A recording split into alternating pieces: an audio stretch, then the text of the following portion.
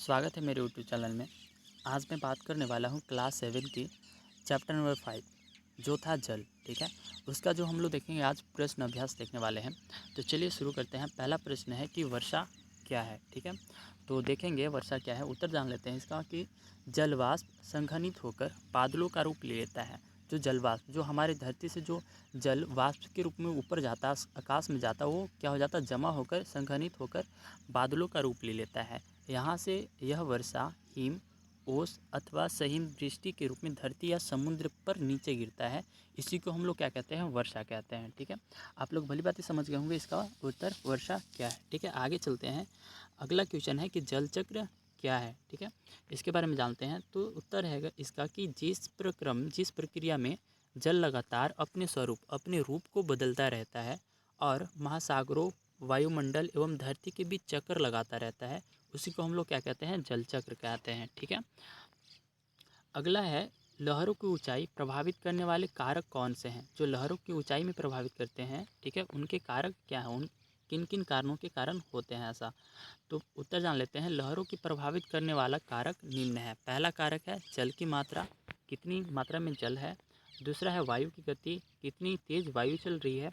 और तीसरा है सूर्य एवं चंद्रमा की आकर्षण, यानी कि गुरुत्वाकर्षण सूर्य एवं चंद्रमा की।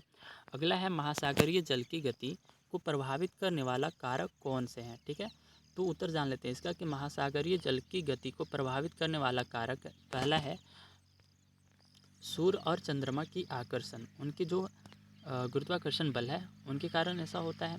सेकंड है महासागरीय जल में लवणता की मात्रा, उसमें नमक की मात्रा कितनी है महासागरीय जल में। तीसरा है वायु की गति, वायु कितनी तेज चल रही है। तीसरा है तापीय अंतर। ठीक है, और पांचवा है पृथ्वी की घूर्णन गति। अगला क्वेश्चन पे चले तो ज्वार भाटा क्या है तथा ये कैसे उत्पन्न होते हैं। जो ज्वार भाटा है क्या है और ये कैसे उत्पन्न होते हैं।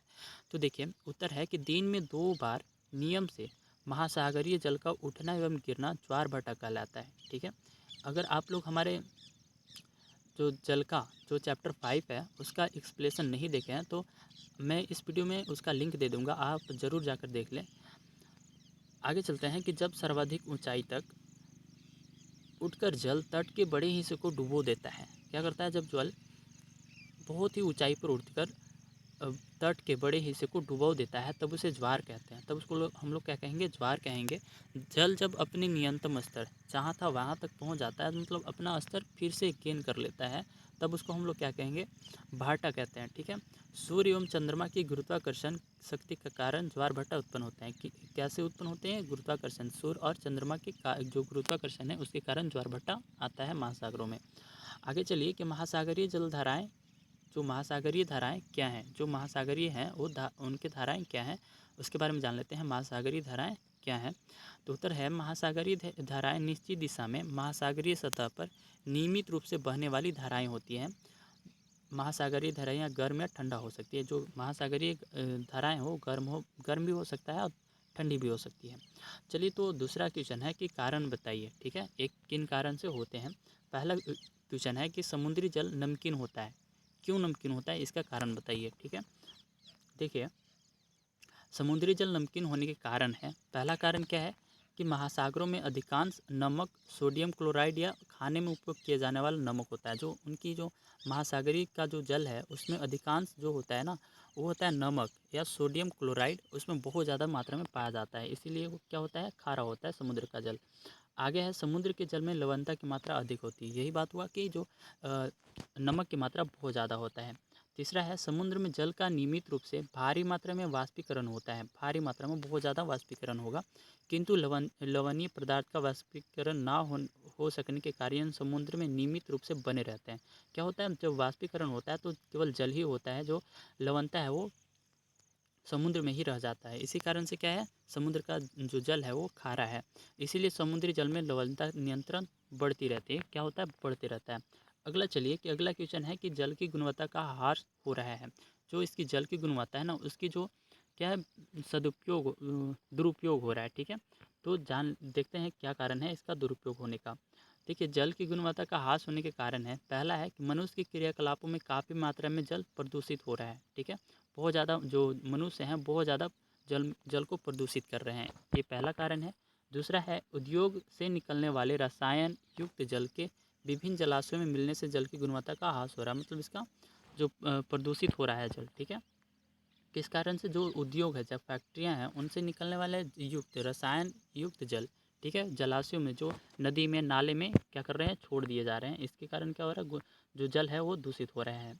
अगला है घरों से निकलने वाले प्रदूषित जल के विभिन्न जलाशयों में मिलने से भी जल की गुणवत्ता का ह्रास हो रहा है, ठीक है। तो अगला क्वेश्चन है कि सही पे सही चिन्हित, सही उत्तर पे सही चिन्ह को कीजिए, ठीक है, मतलब टिक लगाइए। पहला है कि वह प्रक्रम जिसमें जल लगातार अपने स्वरूप को बदलता रहता है और सागर वायुमंडल एवं स्थल के बीच चक्कर लगाता रहता है, उसको हम लोग क्या कहेंगे। देखिए, पहला है जल चक्र, दूसरा है ज्वार भाटा, तीसरा है महासागरीय धाराएं। तो इसको हम लोग क्या कहेंगे, इसका उत्तर हो जाएगा जल चक्र होगा, ठीक है। अगला क्वेश्चन है कि सामान्यतः गर्म महासागरीय धाराएं उत्पन्न होती हैं, ठीक है, ये कैसे होती है, तो इसको क्या कहते हैं, कैसे होता है, ठीक है। तो पहला है कि ध्रुव के निकट, मध्य भूमध्य रेखा के निकट, दोनों में से कोई नहीं, ठीक है। तो इसका उत्तर हो जाएगा भूमध्य रेखा के निकट जो होता है ना, महासागरीय जो होता है धाराएं, वो गर्म होती हैं, ठीक है। अगला है दिन में 2 बार नियम से महासागरीय जल का उठना एवं गिरना क्या कहलाता है, ठीक है। पहला है ज्वार भाटा, सेकंड है महासागरीय धाराएं, तीसरा है तरंगे। क्या हो जाएगा इसका उत्तर, ज्वार भाटा कहेंगे, ठीक है। देखिए, अगला क्वेश्चन है निम्न स्तंभों को मिलाकर सही जोड़ा बनाइए, ठीक है, मैच करना है। तो चलिए मैच करते हैं। पहला है कैस्पियन सागर, ठीक है, तो ये क्या होगा, विशालतम झील, ठीक है, ये क्या हो जाएगा, विशालतम झील, इसमें हो जाएगा। अगला है ज्वार भाटा, ठीक है, तो जल में आवधिक चढ़ाव एवं उतराव के कारण ये होता है। सुनामी, ठीक है, ये तीव्र भूकंप तरंगे होती है, जो सुनामी होती है बहुत ही ज़्यादा तीव्र, ठीक है, तेज भूकंपी तरंगे होते हैं। घ है महासागरीय धाराएं, ये निश्चित मार्ग में प्रवाहित होने वाले जलधाराएं हैं। तो आज जो है ये कंप्लीट हो गया चैप्टर नंबर 5 जो था जल, ठीक है। आशा करता हूँ कि ये वीडियो आपको लाभदायक हो। अगर आप लोग हमारे वीडियो पे चैनल पे पहले बार आए हैं तो चैनल को सब्सक्राइब, वीडियो को लाइक ज़रूर कीजिएगा। मिलते हैं आप लोगों से अगली वीडियो में, तब तक के लिए धन्यवाद।